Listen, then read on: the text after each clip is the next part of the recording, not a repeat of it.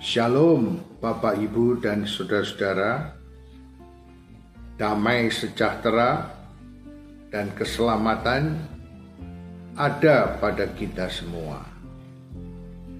Renungan kita didasarkan pada dua bagian Alkitab, yaitu Efesus pasal 6 ayat 15 dan Mazmur 119 ayat 165. Sebelum kita bersama merenungkan, marilah kita mohon pertolongan Roh Kudus. Mari kita berdoa. Tuhan pengasih dan penyayang, tolonglah kami agar Roh-Mu yang kudus menerangi jiwa dan hati kami, serta pikiran dan akal budi kami, sehingga ketika kami baca firman Tuhan dan merenungkannya, benar-benar kami dapat paham dan mengerti maksud Tuhan. Dalam Kristus kami mohon. Amin. Efesus pasal 6 ayatnya yang ke-15 demikian. Kakimu berkasutkan kerelaan untuk memberitakan Injil damai sejahtera. Tapi saya mau bacakan juga teks Efesus 6 tersebut dalam bahasa Indonesia sehari-hari demikian. Dan pada kakimu, pakailah kabar baik tentang damai sejahtera untuk menolong kamu berdiri teguh. Dan bacaan yang kedua terambil dari Mazmur 119 ayat 165. Besarlah ketenteraman pada orang-orang yang mencintai Taurat-Mu. Tidak ada batu sandungan bagi mereka. Ibu, bapak, dan saudara-saudari semua, ketika kita berjalan, bisa saja kita tanpa alas kaki, tapi ketika berjalan tanpa alas kaki, bisa saja kita merasa tidak enak ketika jalan itu tidak halus, ada kerikil, ada batu kecil-kecil, jalannya kurang dan berlubang-lubang. Sebaliknya, bila mana kita pakai kasut atau sandal, bahkan mungkin sepatu untuk melindungi kaki kita, maka kita berjalan lebih leluasa, lebih kuat. Dan firman Tuhan tadi mengatakan bahwa kalau kita memakai sandal, memakai pelindung kaki, maka kita akan kuat berdiri dan berjalan dengan tegap, teguh. Dan di dalam Mazmur dikatakan, tidak ada batu sandungan bagi mereka, tidak tergelincir, tidak terpeleset. Maka sekali lagi ketika kita berjalan, tentu kita butuh pelindung kaki, sandalkah atau sepatu, kasut. Dan secara rohani, firman Tuhan mengatakan berkasutlah kerelaan untuk memberitakan Injil damai sejahtera. atau kabar baik tentang damai sejahtera. Atau menurut Mazmur, orang-orang bisa tentram, tidak jadi tersandung bila mana mencintai Taurat atau ajaran Tuhan. Nah, Ibu, Bapak, dan saudara-saudara, kemana saja dan ketika apa saja kita sedang lakukan, kita berjalan ke arah dan selalu membawa berita damai sejahtera, membawa berita kabar baik kepada semua orang. Misalnya, ketika kita berjumpa dan mengunjungi orang yang sedang sakit misalnya, kabar baik, damai sejahtera apa yang dapat kita bawa untuk mereka, untuk orang sakit itu? Saya punya pengalaman, ada orang sakit, bukan tidak memerlukan uang untuk berobat. Dia punya uang cukup banyak untuk berobat dan ke dokter. Bahkan orang sakit ini sudah puluhan kali berobat ke dokter dan juga diberi obat bermacam-macam. Tapi orang sakit ini tetap belum sembuh. Di Alkitab juga ada perempuan yang sakit pendarahan sudah belasan tahun sakit, tidak sembuh-sembuh. Bahkan ada orang yang lumpuh puluhan tahun tidak sembuh-sembuh. Ibu, Bapak, dan saudara-saudara, ada kita jumpai orang yang sakit sudah berobat, sudah ke dokter, tetapi juga tidak sembuh. Oleh karena itu, apa yang sebenarnya mereka butuhkan?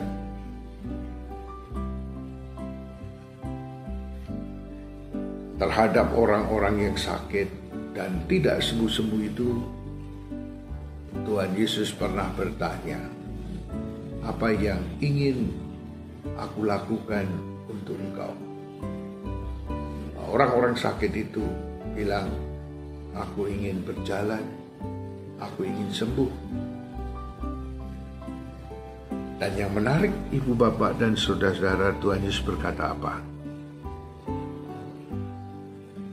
Dosamu sudah diampuni. Bangkitlah dan berjalanlah. Nah,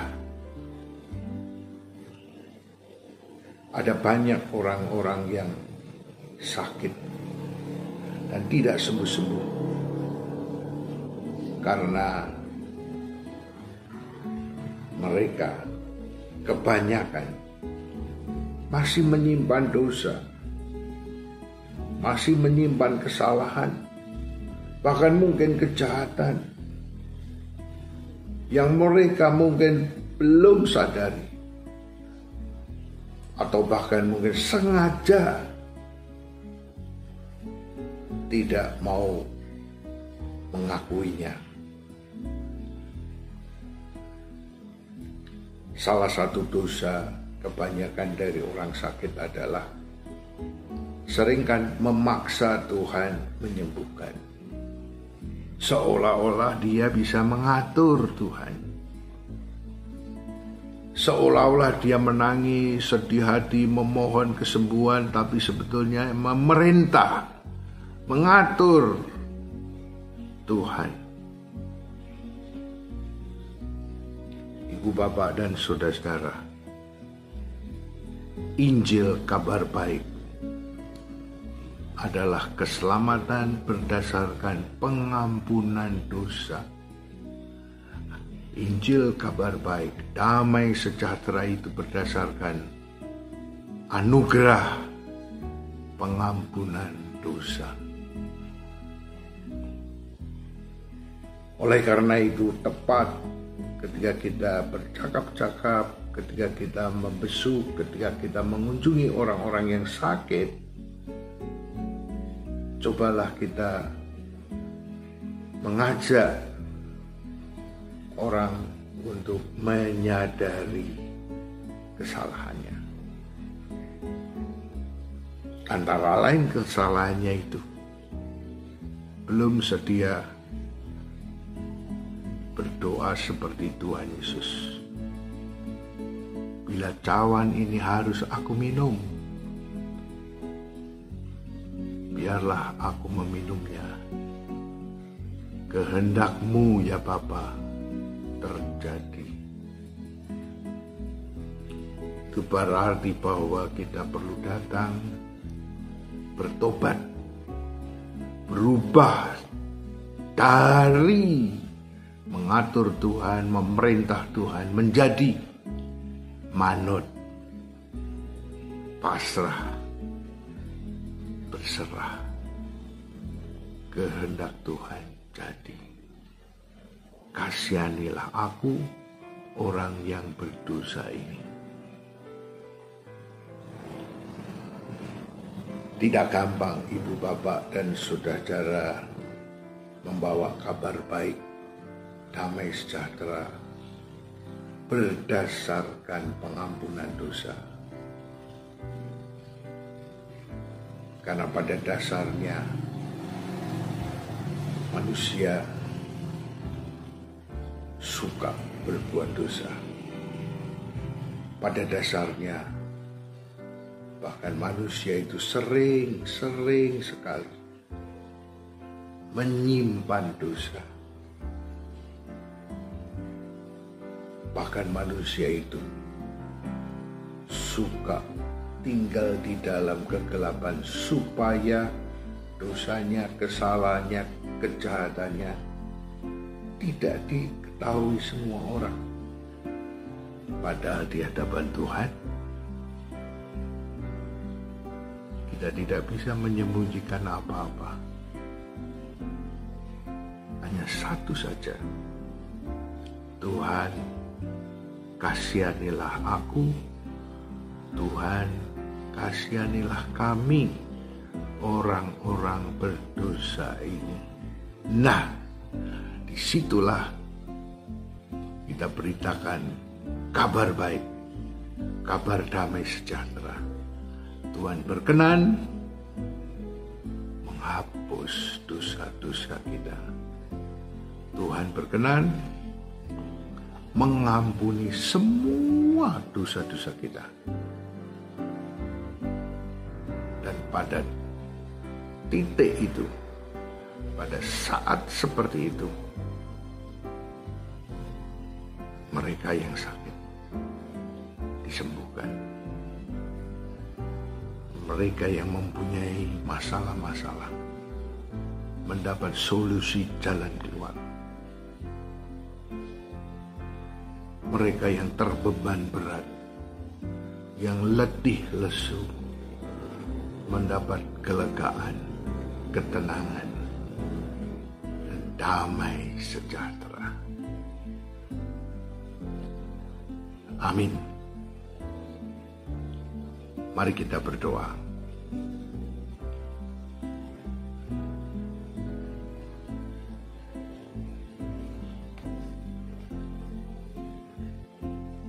Bapa surgawi, kasihanilah kami, orang-orang berdosa ini. Ampunilah kami akan segala kejahatan, akan semua kesalahan yang sedang kami lakukan. Kasihanilah kami. Kami percaya segala kesulitan, semua sakit penyakit, keletihan, dan bahkan penderitaan, Kau berkenan meringankannya. Bahkan Engkau akan sembuhkan dan pulihkan kami. Terima kasih. Puji syukur kepada Tuhan. Oleh karena itu Tuhan, kami berdoa untuk saudara-saudari kami, bapak-bapak, ibu-ibu, teman-teman kami yang saat ini dalam pergumulan-pergumulan yang tidak ringan, bahkan mereka yang terjatuh dalam berbagai kesulitan dan masalah. Tuhan, kami percaya Engkau tidak akan membiarkan mereka tergeletak, tapi Engkau akan pegang tangan-tangan mereka, angkat, agar mereka tetap teguh berdiri dan berjalan, mewartakan kabar baik, damai sejahtera kepada semua orang. Kami doakan juga orang-orang yang sakit, khususnya yang sedang berbaring di rumah sakit. Tolong mereka Tuhan, beri kekuatan, dan khususnya keluarga yang merawat, menjaganya, beri kesehatan yang cukup. Bapa Surgawi,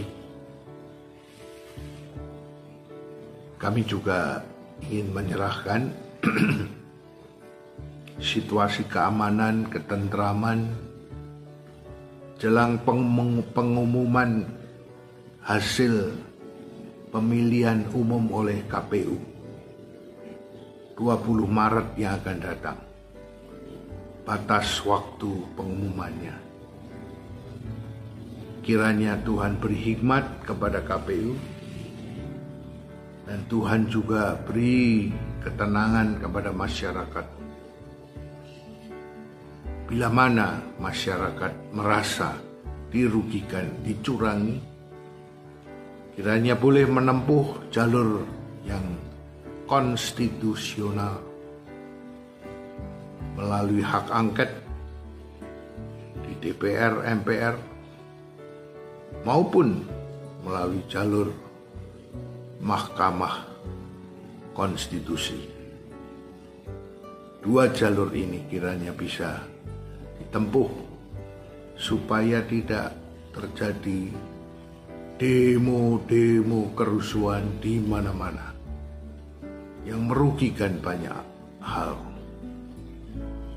Tuhan di surga, sertailah dan berkatilah bangsa kami, Negara Kesatuan Republik Indonesia, dengan keamanan, kedamaian, dan kesejahteraan yang adil. Makasih Tuhan,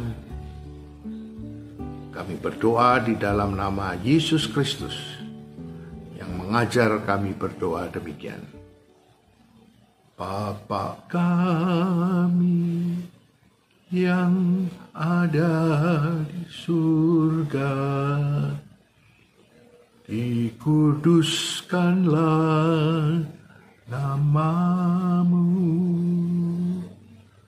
datanglah kerajaan-Mu, jadilah kehendak-Mu di bumi seperti di surga.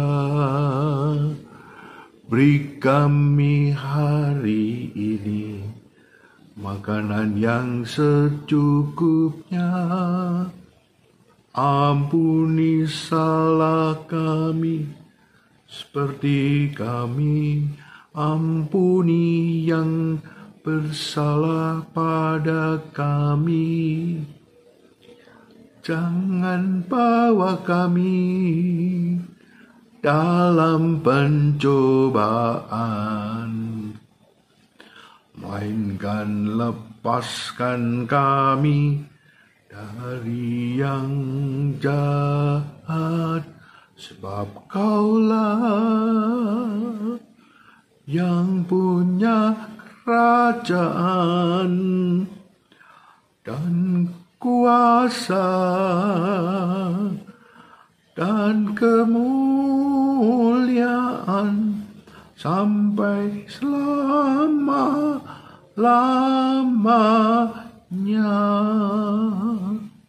Amin.